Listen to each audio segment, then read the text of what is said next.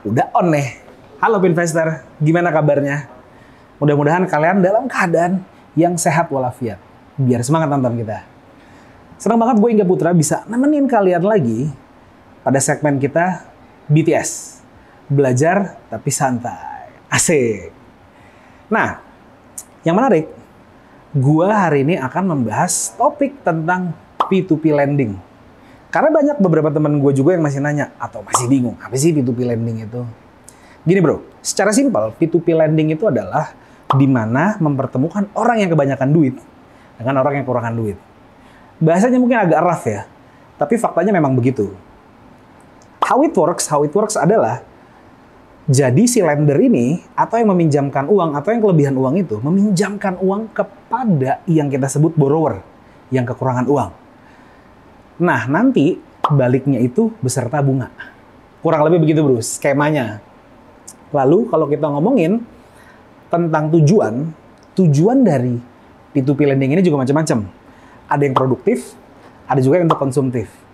Produktif itu apa? Kalau produktif itu adalah dana yang dipinjam oleh borrower digunakan untuk bisnis. Atau uangnya diputar lagi. Sedangkan kalau kita ngomongin yang untuk konsumtif ini biasanya digunakan untuk membeli barang yang tidak bisa diputar. Let's say kita kasih contoh handphone atau laptop atau juga kacamata ini. Kurang lebih kayak begitu. Lalu ada alasan kenapa P2P juga tumbuh subur di Indonesia. Kenapa? Karena P2P ini sifatnya 100% online. Bukan sifatnya 100% online, sorry. P2P ini 100% online karena dijalankan oleh fintech. Lalu P2P ini lebih simpel dibanding lu meminjam uang ke bank. Prosesnya cepat, lebih simpel tanpa proses screening yang berhari-hari. Literally 15 menit itu bisa cair. Karena apa? Karena gue pernah nyoba. Gue pernah ngetes aja sih, gue nggak nyoba. Gue ngetes, sama ya, ngetes sama nyoba sama sih ya. Oke, gue pernah nyoba dan itu cair dalam waktu 15 menit.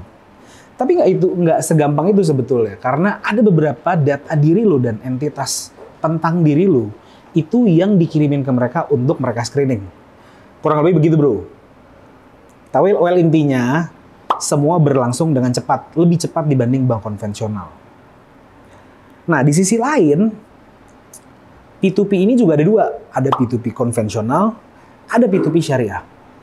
Yang syariah tuh gimana sih? Oke, yang syariah adalah di mana lu bisa si borrower ini bisa meminjam uang dari si lender tanpa mendapatkan bunga. Oke, contohnya gimana? Contohnya gini. Let's say si A. Si A ini adalah si borrower. Si A pengen beli kacamata ini. Kacamata ini harganya, let's say, ini cengdem doang. Kacamata ini anggaplah harganya 10 juta. Ceritanya gitu ya. Si A datang ke P2P lending ini, ke si fintech ini. Gue mau dong beli kacamata ini. Gue minta didanai sama si B. Oke, boleh. Nah, karena dia syariah, oke, gue beli nih 10 juta. Nah, begitu gue beli 10 juta, apa yang terjadi dari si B? Si B menjual ini ke si A dengan harga 14 juta. Oke, ini gue beli tadi 10 juta. Tapi gue jual ke lu 14 juta ya, yang nantinya lu cicil selama 1 tahun. Get the point? Yes, bedanya di ijab kabul. Di ijab kabulnya di depan adalah 14 juta. Jadi yang dicicil adalah 14 juta selama 1 tahun dari harga 10 juta. Cuannya berapa? Cuannya 4 juta. Sama kalau bedanya sama konvensional, yang konvensional itu, oke ini harganya 10 juta. Nih lu cicil selama 1 tahun, tapi per bulannya lu dapat bunga. Kurang lebih begitu. Bedanya hanya ijab kabul atau perjanjian di awal. Nah, di Indonesia itu ada fintech syariah namanya Alami. Nanti gua taruh linknya di deskripsi ya. Namanya www.alamisyariah.co.id. Cus dimampirin websitenya kalau lu penasaran untuk lu cari-cari tahu.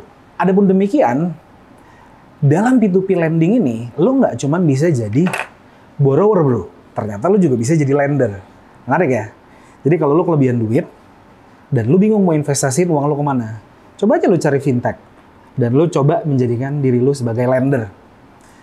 Tapi balik lagi yang namanya investasi pasti juga ada yang namanya risiko. Nah, risiko paling besar di saat lo menjadi lender dan lo meminjamkan uang kepada borrower adalah gagal bayar. Atau yang bisa kita bilang default. Ya itulah namanya. Oke. Oke.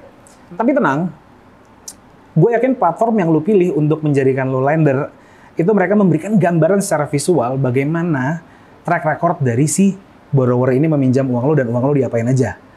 Dan juga mereka ngasih record atau track record bagaimana penagihannya mereka ke si borrower. Jadi basically it's safe walaupun ada risikonya ya.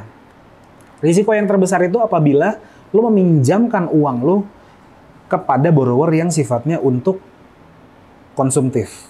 Well, we all know high risk, high return. Semakin besar risikonya, semakin besar pula income lo. Nah, investor kira-kira tertarik yang mana? Jadi lender atau borrower? Kurang lebih itu aja edukasi singkat dari gue tentang P2P lending. Jangan lupa komen di bawah apabila perkataan gue ada yang kurang tepat dan lu harus koreksi. Biar kita bisa sama-sama belajar, bro.